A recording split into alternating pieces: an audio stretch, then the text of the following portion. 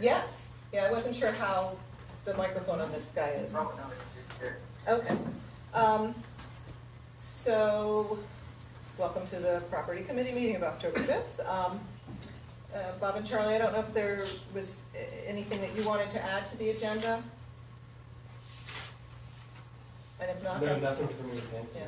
Charlie? No, I just wanted to just point out from an email I sent to Melissa. Thank you for putting in stuff onto that project list. I just wanted to note there's one thing that I thought of that I know people have talked about it in the past that didn't make it on that project list, and that was potential lighting of the tennis court. Right. So I just asked Melissa if she's got any prior information about that, just so that we've got it somewhere on our list when we get people together to discuss prioritization. Right. Long-term list. Right. The exhaustive list of everything. Yeah. Right, Yeah. exactly, Great. yeah. Not like that now.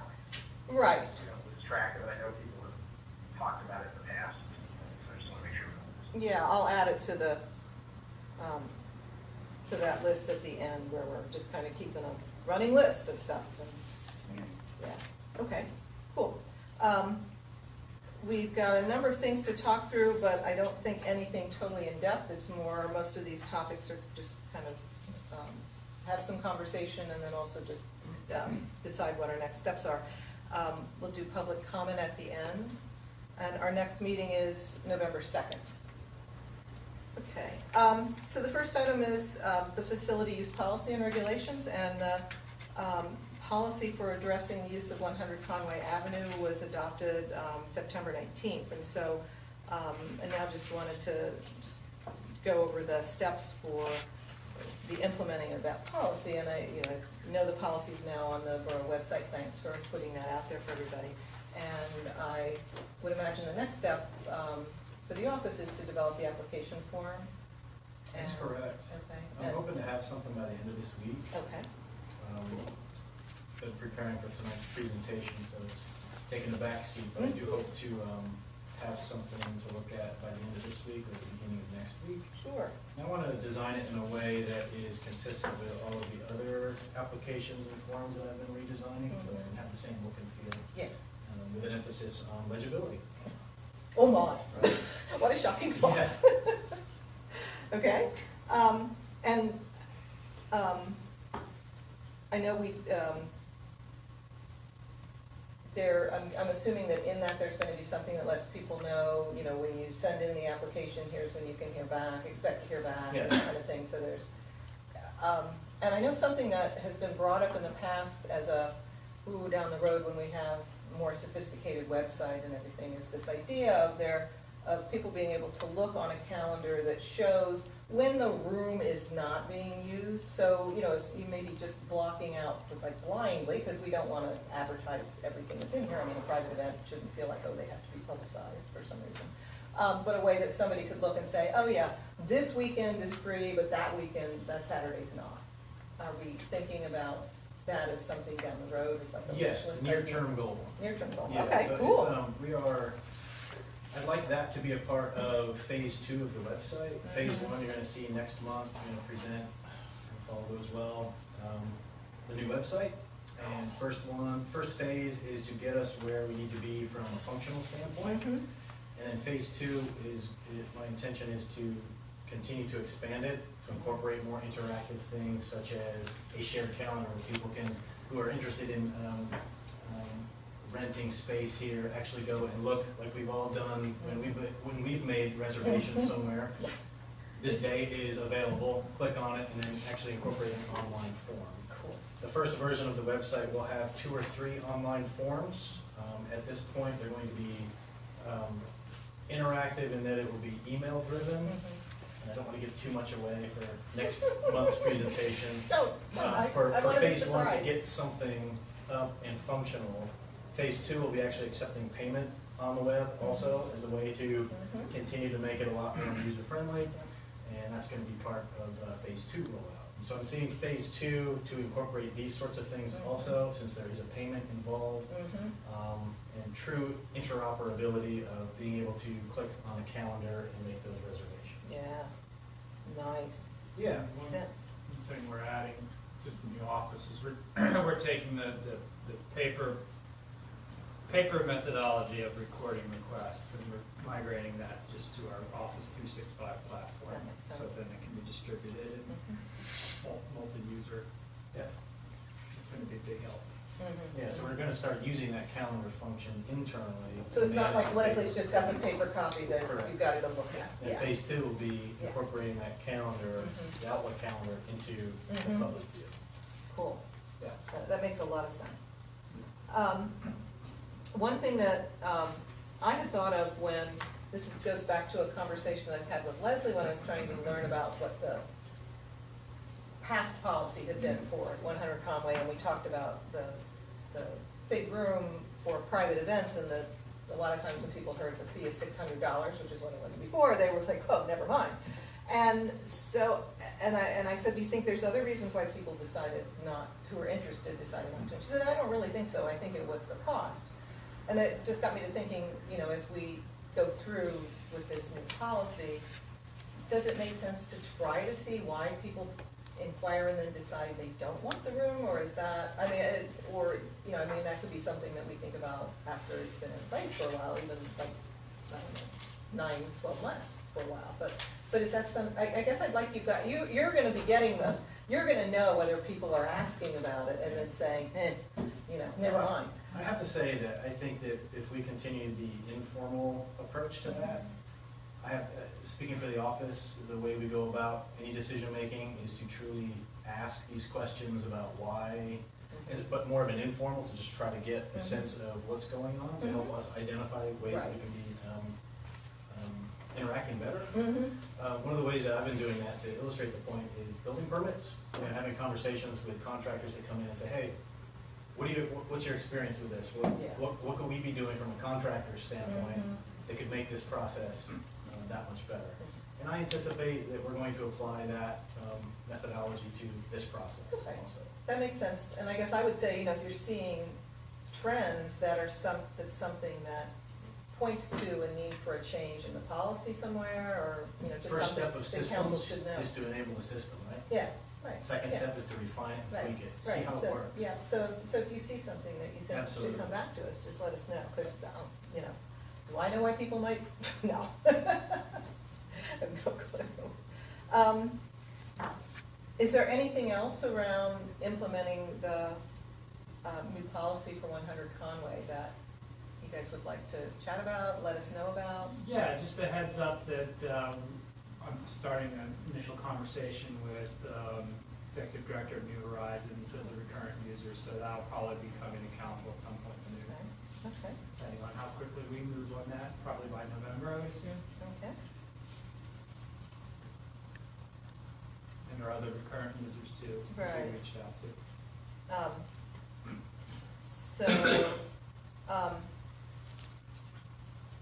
You'll let us know if there's anything that you need from us in working with the recurring users? I'll need council's approval. Well, yes, once you get, no, Yeah. but when you're in these initial phase of talking with them, you'll let us Sure. know if there's anything in there that you need from us. Okay. That makes sense. That kind of addressed the next step, which was, the next item on the list was what are the next steps for developing agreements with them? So, I just wasn't sure how you thought the best way was to handle that. It's fine if you're gonna take the lead on that, but, Yeah, there's a lot of things to talk about, how this space is being used, Right. what times a day. Mhm. The administrative needs are changing and evolving as well, Mhm. and to cohabitate the same space, we need to have a discussion about Right. those issues. Mhm. We'll iron that out, Yeah, yeah. Well, keep us posted on definitely. how that's going. So then our next, the property committee's next task is to think about other borough-owned properties and how we bring them into the fold of this new way of doing things. But so we're gonna get started on thinking through that and what it is that we need to do. So I really want to get a better understanding from Leslie of what the existing policy, what the policy has been for other, have little bit more understanding of parks because somebody had asked a question about that, but I still have some questions I'm going to run by Leslie. I want to check with her on how some things work with the community building and that kind of stuff, just as a learning process policies, or for those properties. Does that make sense? That it's just, the current process holds. And I think we want to see how the policy for 100 Conway works for at least a few months before we say, oh, this is now how it's going to apply to other facilities. So get a little experience under our belts before we, or your belts really, but our information from that. Does that make sense to you guys? I agree with that. Okay. Okay. Anything else around facility use policy? Okay, Charlie, any thoughts? I assume we're not ready to move on to the community building yet. No, I think we need to gather some information. Yeah. I think we need to have John Walco do his formal review of the agreements that past councils have made around the community building, because he apparently never did that. Okay. The request was made and then put on hold and was never taken off hold, like, I don't know, a year and a half ago or something, he told me. So I'm gonna ask him to bring that back up. Gotcha. Can I just say this for the public? Yeah. Like, the relationship between the Girl Scouts of America and the Girl Scout room in the borough is like a perennial discussion. It's like, it's not like this is new or this is a new interest in how the borough shares that space with the Girl Scouts, how the Girl Scouts share that with the borough. This every year for decades, this issue has been like kind of coming to the table, brand new, and the solicitor has to weigh in and give an opinion, and there's some discussion, and I think we're trying to create a Just gonna make sure we don't have to talk policy that about we it. don't have to talk about it every year. Right, Yeah. exactly. And I think the way we crafted this facility use policy, there are spots to drop in the appropriate language to reflect the existing arrangements. Yes. Exactly. But we just need to have a review done of like what that language needs to be so that it's reflected appropriately. Right, exactly. Okay. Moving on to item 2, the Recreation Board. The Property Committee met with the Recreation Board, I want to say September 12th, but I'm not sure. I meant to look up the date and I forgot. And that meeting was basically we'd like you to start meeting monthly, and you need to elect a chair, and here's, the kinds of things that we're thinking how you can help us on council, because we really believe they can help us make decisions around what's in the park, what's in the public spaces like that, the outdoor public spaces. So I wanted to talk just a little bit about, and they have decided to have their first meeting October 26th, and It's public. it's, yeah. It is public. Yeah, it is. I'm Yeah. state, it was a state. No, it's public. And I expect that at that meeting, they'll elect a chair and they'll decide on the date and time for their regular ongoing meetings. One of the things I wanted to talk about was what kind of support might we give them as they go through this, and I'm thinking that, it probably makes sense to give them a list of topics or just some ideas about, what kinds of things to start thinking about, what properties they should be considering, because I think initially we probably want them to focus on some specific areas. What time is that meeting? I have it on the borough calendar, Yeah. 7:30 to 8:30 on Wednesday the 26th. Is that Say correct, it. Barbara? I know it's the 26th, I just don't remember the time. I wrote it down in my book, but I can't remember now. Whatever, because I was writing down a bunch of meetings. 7:30 to 8:30. Yeah, yeah. Are you planning to be there? I will be there because we have a building and zoning committee Or? Okay. at roughly the same time. At 6:30 to 7:30? Yeah, and I don't think our intention was ever that there is always someone from the office at that meeting unless that's something that you wanted to do. It's just like, I don't think you're at every Shade Tree Commission meeting either, right? One of you isn't. No. Yeah, but I thought that it probably made sense for someone from the property committee to be at the recreation board, excuse me, the recreation board meetings, at least in the beginning, as they're working through and getting, and as we're getting a sense of, well, what is it that, you know, we'd like them to do, and what would they like to work on? Does that sound right to you, Charlie and Bob? But I kind of think that it would be helpful for you to reformat that email that you sent them initially. Well, we So to just, take the we body just of sent it that to email- Angus as a, because Aaron and Also, I. to take the yeah. body of that email, you wrote to Angus, but set it out as a sheet that you Yep. could give each member. Right, and say, that's like, what I was thinking. Here's the scope of your responsibility, Right. because it's so well written, and you really, I think you captured it well. It Okay. just- Well, and I Here's the was, scope of your responsibilities, and yeah, and I wanted to run that by you guys again this week, before I sent that. But what do you think about someone from the property committee attending the recreation board meeting? We could like rotate through. What do you think, Charlie? Bob's shrugging. Yeah, I mean, it couldn't hurt if it gives them at least a contact back. Although it'd be nice if they could just sort of write up an email back to all of us.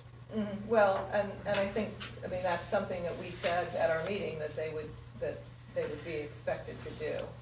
So, but I was thinking more from the standpoint of, you know, as a guidance kind of thing initially.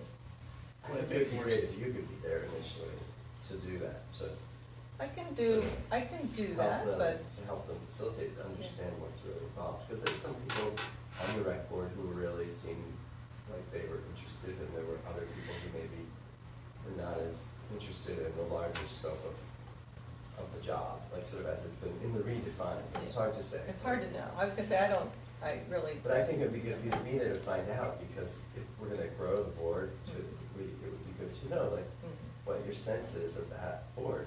Are there people there who are like, excited about doing it or not? If not, then we should grow that board. True. I was thinking of it more from the standpoint of helping them decide what it is that they should be doing. Because this is a brand new thing. And that's where I, you know, kind of like, yeah, I'm happy to do that. And both you and Charlie have some more historical basis than I do. But we can figure that out as time goes on. And I'm Would it happy to make be at more the first sense one. for a representative of the recreation board be present at this meeting and give an update about the rec board to this meeting? That's an interesting idea. Instead of going the other way, why not have them go this way? If this body's going to be the mechanism that you're gonna use to communicate with the rec board, Mhm. I think it would be important to have a representative from the rec board here and actually put it on the agenda, give them an update. Yeah. That makes more sense. Yeah, well, I mean, that, as far as updating goes, but I think as far as giving them guidance, as they're working through it, it may make sense for someone from the property committee to be at their meetings initially. You know what I mean? To like help them. We're asking more of those Right. people than Right. ever before. Because we're asking them really to make recommendations. Yep. Yeah, Yeah, okay. to be involved in Well, telling, so- you know, in the process. Right, and so maybe that's something to include, I mean, these are all things that we can include in an email to them before the meeting and let them think about it and, you know, let us know what they think, you know, how that would work. I know another thing that we've talked about is could we get them some assistance from the county? And I had asked Sean, you know, is that something that that there would be someone at the county who would know how to help them do, that there was some planning that they wanted to do or something? And you had said, yes, but we, right now, have kind of used up all our contract with the county. We've got it earmarked, right? Did I understand Our that? planning service contract. Yes, yeah. Yes. So if we wanted to get them someone, we'd have to have a budget for that. That's what you meant by assistance, okay. Yeah, sorry, yes. Yeah. So, and then. Yeah, her work is allocated through 2017 to Okay. work on the borough's comprehensive plan. Okay, okay. So yes, it would cost more if we wanted to do it, so we just have to, if that was something that we felt this is gonna be valuable at some point, then we could consider it. Yeah. Yeah, okay, all right. So I will work on putting something together to send to the Recreation Board members before they meet at the end of October, and I will plan on attending their meeting, assuming that you know, that they feel like that would be a good thing. And I'll run it by Bob and Charlie, you both, before. I'll send that to you before I send it. The other thing that we've talked about and mentioned in the past is the Recreation Board has 6 members. It can have up to 9, although, you know, we all noted that the more people you have, the more people you need to have then to have a quorum, so it can be a little, you know, as it gets harder, you know, the scheduling can be a problem for folks, so it's probably better not to go all the way up to 9, unless you've decided, oh, we're really, you know, we're setting ourselves up in a way that we're always gonna have quorum. But we talked about maybe we should at this point consider adding at least 1 person to the board. What do you guys think about that? I'm in favor of that. Okay. If we have volunteers, if we have people ready, willing, and able, or interested, we should grow the board, just as we did with the zoning, just as we did with the building, the Shade Tree. planning commission. Oh, the planning commission. I thought you were thinking Shade Tree Yeah, Commission, because that was even more recent. We agree with the too. Shade Tree Commission because it worked so well with the planning commission. Okay. Yeah, Um, I agree. And do then you- you have one Yeah. you know, the rational, the justification back then was that you have 1 more person or 2 more people, you know, on another block and in contact with another 100 people Mhm. in the borough, so you just have a deeper connection with the community when you have Yeah. more people. Yeah. Do you think 1 is the right number to add for right now? Yeah, let's let them get their feet under them Yeah. and and functioning. Although, you could also make an argument for having, you know, adding 3 and really creating a whole sense of renewal and a brand new venture, and then they would organize from there. That might be a good thing to do too. Yeah, That might be a bad thing. possible. We could ask the people who have been on the board for a long time how they feel about that. Yeah. Well, yeah, we So could that include there's that. not a We can include that in the email too, and that's something they That's could the- talk about. talk Yeah. about. Okay. Because they might be relieved to think, oh, that'd be great if we had more people in this group. to Yeah. Spread the workload. Yeah, Or, yeah. yeah. Charlie, how does that sound to you? Yeah, makes sense to me. Okay, so I'll include that.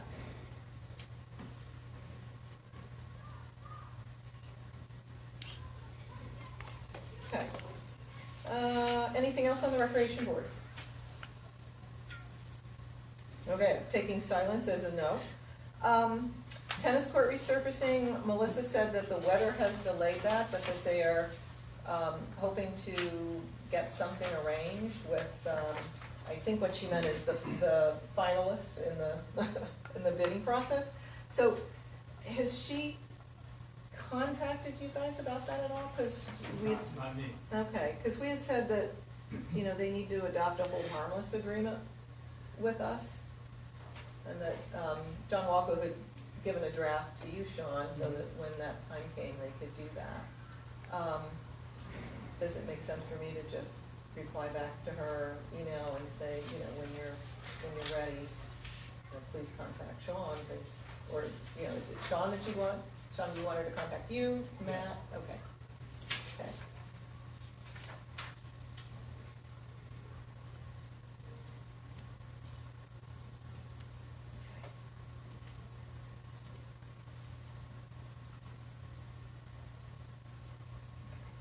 Because they also need to schedule it, I'm sure, with you guys. Moving on to the next item, tree planting at 201 Sabine. The Shade Tree Commission has decided to plant 4 red oaks there, at least they think that's what they're gonna be doing, so I was like, well, that's exciting. So I don't know if they need to be communicating with the office about that? Yes, they do. Okay, do they know that? Yes, they do. Okay, cool. I just wanted to find out, did they pick the trees? That's very exciting. That'll be really nice to have this there.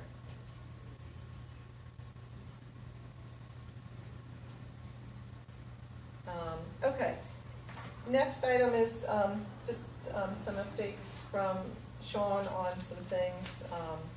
And I don't care what particular order you go in, Sean, you can pick and choose from that list if there's something else on there. Somebody's not on there? It's pretty simple, the roof replacement, the next step is a pre-construction meeting that's yet to happen with the engineer, borough, and contractor. And once that happens, it's open season on starting the roofing project.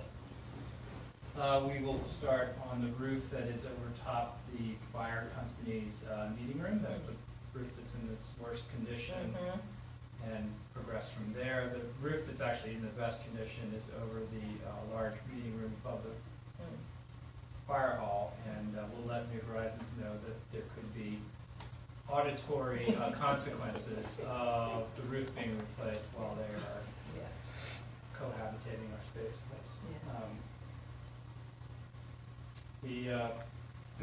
The work at floor truss work is being amended to include finish work and being sent, and it's currently, it's been amended and it's been sent to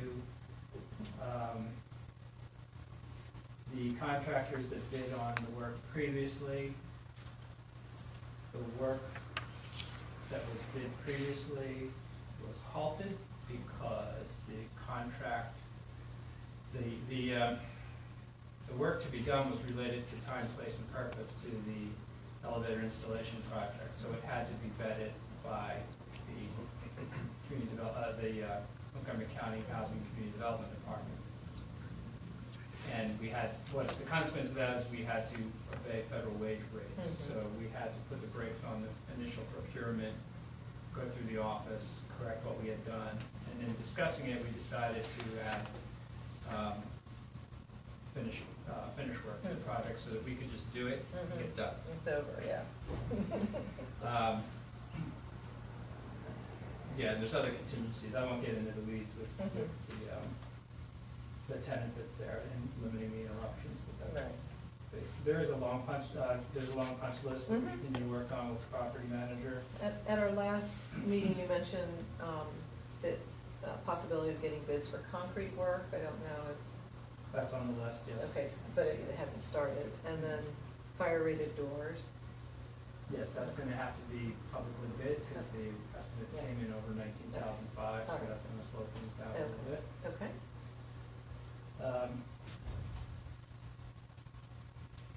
Not that publicly bidding is a bad thing. That's actually a good thing. Yeah, no, it just slows things It ensures down. that the borough gets the best Right. deal and the taxpayers get the best deal for Right. their dollars. And I think it was a very successful process that we went through with the roof Oh, replacement. yeah. Yeah, it just takes time, it just adds time, I mean, yeah.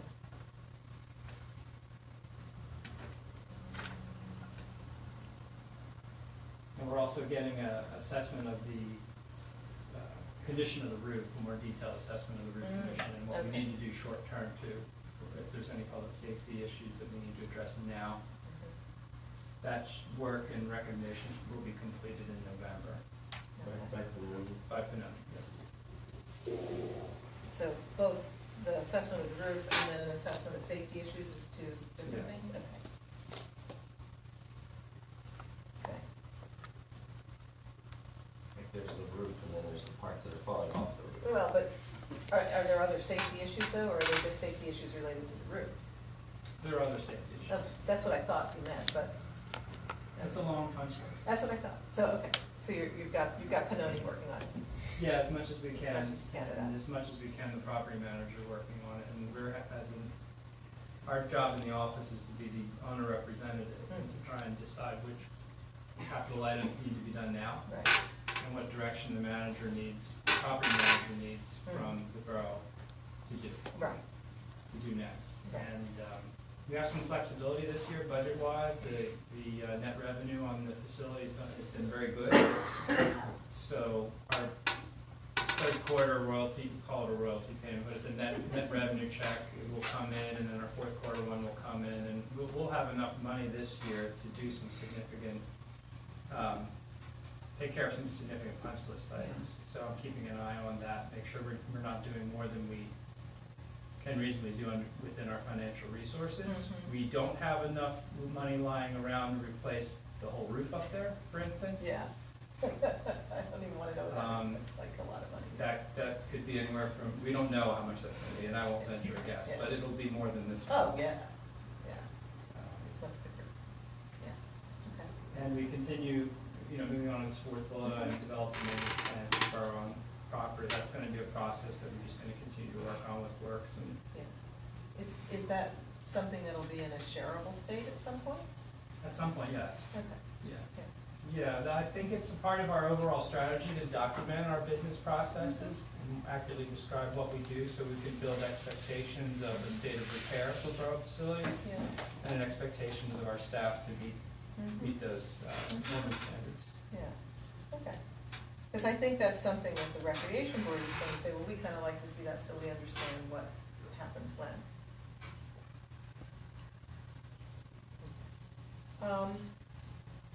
In talking with Matt, I learned that there was a new item that could be added to this list of updates after I published this, and this was about Hampton Avenue and the stretch in there that the borough owns. So I don't know if you want to give an update on that. Yeah, we were hoping that we would have a post-work update, but the weather of last week put a damper on it, pun intended. Sean met with arborist Ed Hearn. Correct. And went over the overgrown state of that portion of Hampton Avenue, because it went beyond the capabilities of our public works guys. We're talking about some large trees and lots of overgrowth. That was supposed to happen last week, but it got rained out, so we're hoping in the next couple of weeks that that'll be done. Then we can further that conversation as to what we should be doing with Hampton Avenue as a street. Yeah, yeah. And we have a plan for it, Correct. and in that plan are trees. Did you know that? Nope. Yeah, I think there are 5 trees. Cool. Oh, wow. Or 2. Yeah, Because the Shade Tree Commission should probably advise on what Yeah, what yeah. they're gonna do. Part one is just doing our due diligence and cleaning up Yeah. the area. okay, yeah. That's Definitely. great. Yeah. One question that I had on that was the money to pay for whatever all the work is that needs to be done down there. Does that come out of the property committee's budget, and do we have room in that to do that, or is this? Well, I think when we transition from this year's budget to next year's budget, that'll be a lot clearer to everyone involved as to where the money's coming from. Right. Those dollars, that would be dollars that in next year's budget would be expended out of account for maintenance of borough facilities. Right, but it sounds like this work is gonna be done in 2016, so it would come out of 2016 budget. I'm just wondering, what pot does that come from, I guess, is my question. 'Cause I just wasn't. This kind of work has been charged to a number of different accounts Okay, in prior years, so- but it's my responsibility to look at the overall picture So and you'll- make sure that we're not exceeding our resources, so. right, and so you'll figure a pot that has enough in it to Yeah, take care of it. Got that it. other types of work have been Right, expensed towards. right, okay, cool, I just wasn't sure, I said, I expect that I will have a much greater understanding of things in looking at 2017, just wasn't sure about 2016. Okay, anything else, that you want to provide an update on? No, Okay, thank you. then there were a couple of other issues that I just wanted to real quick, check in on. And one of them I didn't get on here because I got an email about it after I put this out, and that was, the access to the bathrooms downstairs, and I know that there's, there was a time when those were locked, and I guess it sounds like those are now not going to be locked, and I just wanted to find out if there was anything that, the property committee should be considering about this in terms of as we're, when we're thinking about long-term issues for this building, is there something that we need to be factoring in about the bathroom facilities on the first floor? Other than them being available? Yeah, I didn't know, because I didn't know if there was something that was, I just wasn't sure what was behind all the, why they were locked and what, if there was something that we needed to change in how the building, something that needed, down the road if one could, that would make it more, more accessible for everybody easily. Well, we could make the bathrooms here on the second floor accessible as well. Well, and that we need to do, yeah, that's gotta be that's part of our list for things, you know, that's on that huge list that we gave to Charlie, as we're planning for next year. Okay, I just wanted to find out if there was anything else that we need to be doing. I mean, I think that points to the need for figuring out what the needs are of the administration and the borough employees and the public, and Right. you know, it may be that the borough employees need a bathroom, or That's, yeah, then we should provide one. right. But I also think that whether or not a door is locked or unlocked is like really the business, from my point of view as a resident and a council person, it's the business of the office. And it's up to them whether doors are locked or unlocked.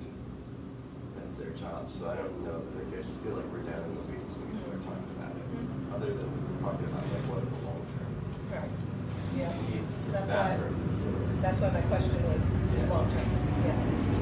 Low drain. Someone who goes on Facebook because they have a problem with the bathroom being locked is really like, doesn't have real problems. Well,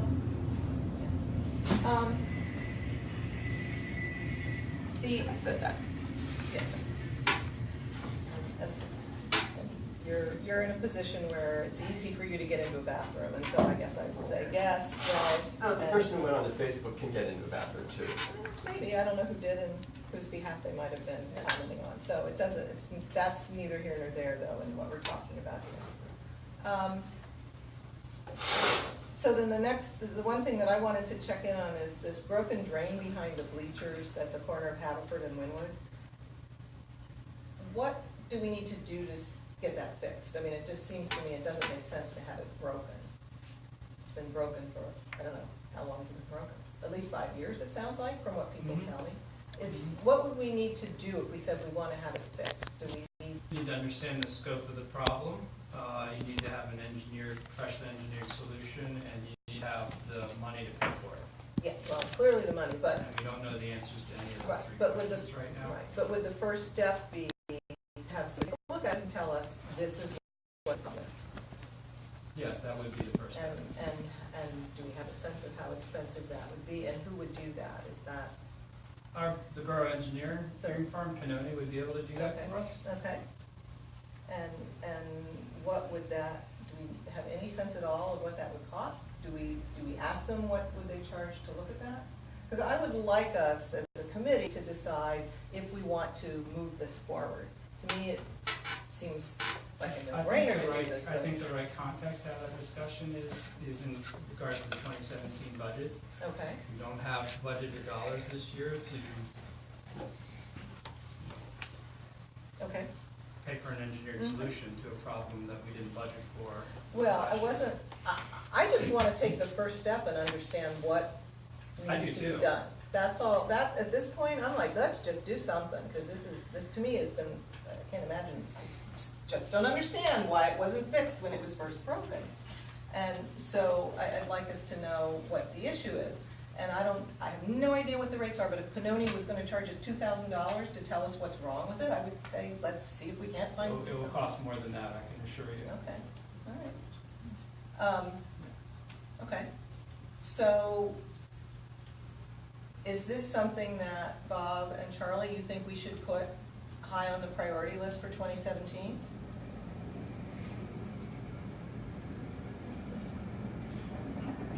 I think it's in the list, kind of in a broader item that's, well, there are two items on there. One is make near-term stormwater remediation improvements. Mm-hmm.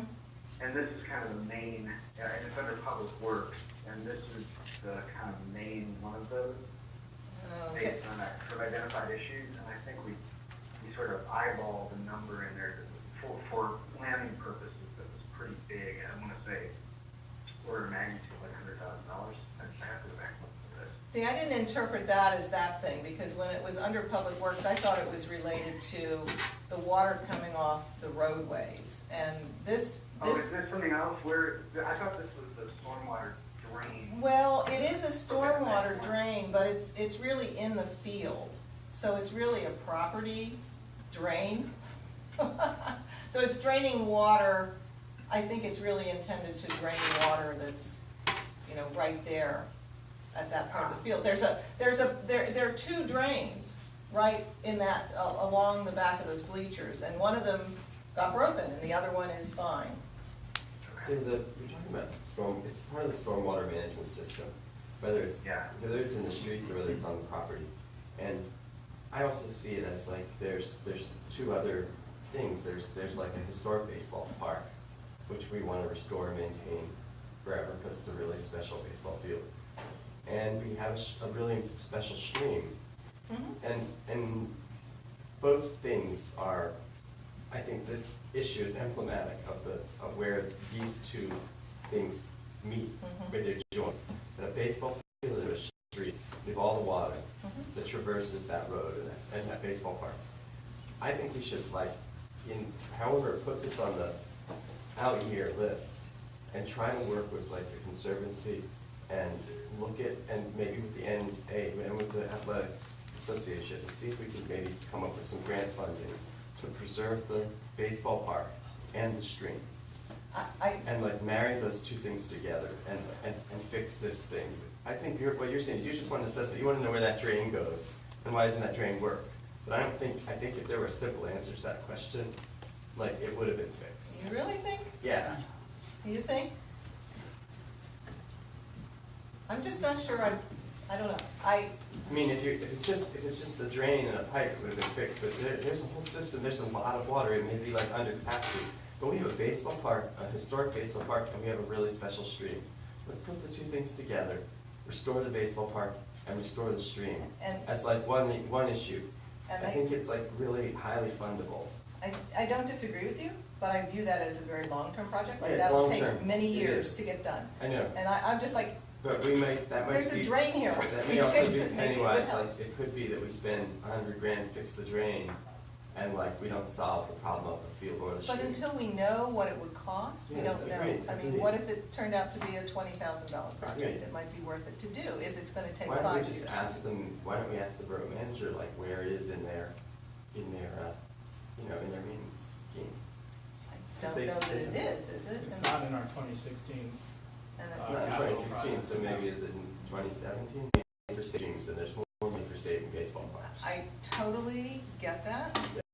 I was thinking that we should, if there's something that's more near term that we can do that will mitigate some of the water problems, we should think about doing those.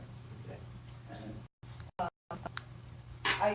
Given the time and that it's, we're moving on, I think when we get to talking about 2017 budget work, we should talk about the Windsor Avenue by Swale ongoing maintenance needs in case that has an impact on the budget. I just don't know. I know that in conversations of public works meetings and with council, the maintenance was talked about in the first few years as being, there was more work required initially, and so I don't know if that impacts our budget or not, but I wanted to make sure, because I'm assuming the maintenance for that would come out. It's not going to impact our budget. It can be integrated into our work program, our maintenance work program in 2017. Okay.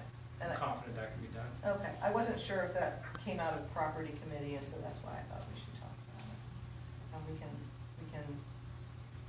talk, I'll leave the property inventory and property condition assessment for future conversation. We just had it on here because we knew we were going to be talking about that at some point.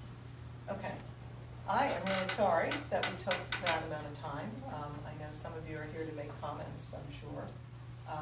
But we've got a few minutes, so if someone has a comment to make, the property committee. Yeah? Kimberly. Well, I just had a quick question. You were talking about a Hampton Avenue property that the borough owns. Is there an address on that? Because I didn't even realize we owned a property. Could you describe what that property is, Matt? Isn't it the 400 block of Hampton? Yeah. Is it with those garages? Collision Care, where the back of Collision Care, that part of Hampton, there's a fence that goes across Hampton.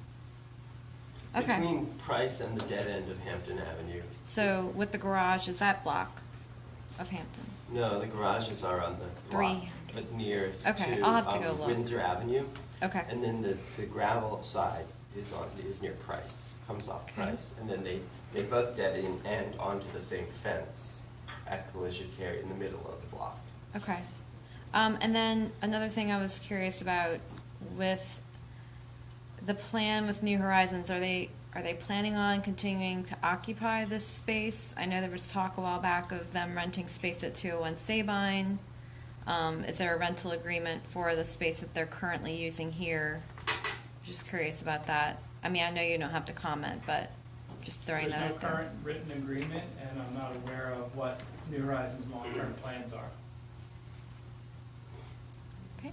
But I remember in discussions,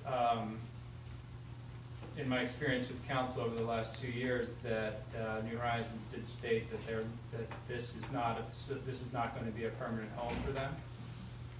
That they were looking for a permanent home, and that it was linked to some of their funding requirements and funding needs to do that. And that's about all the information I know at this point. Okay.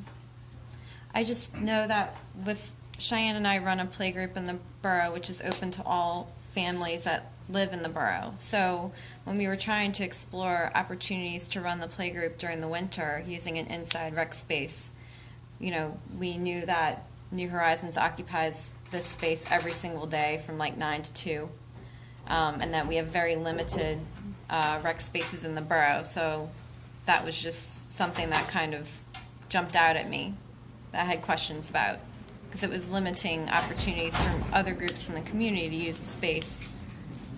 So I just had some questions about it. Thanks. Georgette? Quick question, I hear what you're saying, Bob, about the Girl Scout room, the community room, but for the time being, what is the understanding of when the schedule for the Girl Scouts' use of that room will be available in the office? We Because received that's it yesterday, Oh, okay. for October, November, December. Oh, okay, because as of yesterday, I got an email that it wasn't available. So, okay, thank you.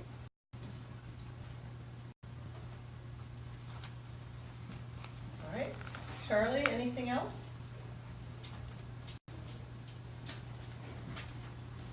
Are you still I with? got nothing, I'm slow in the draw coming off mute. That's okay. All right. Well, then I'll adjourn the property committee meeting. Thanks, everybody. Mind if I stay on the line here?